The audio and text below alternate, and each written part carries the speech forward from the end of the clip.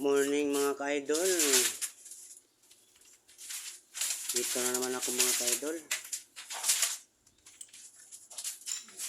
Wala nang hangin mga ka-idol. Naglinis na lang ako mga ka-idol. Ayan. Parang mahina ang boses ko ngayon mga ka-idol. Kasi ano mga ka-idol,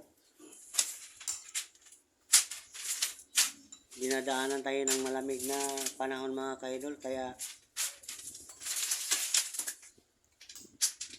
wala sa gana. Ayan. Natanggal pa yung ano namin mga ka-idol, yung bubong sa laundry, yung isang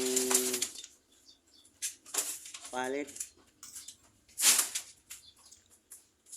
Sa lakas ng hangin tanggal. Ayan. Nilipat ko mga ka-idol ang ano, yung laya na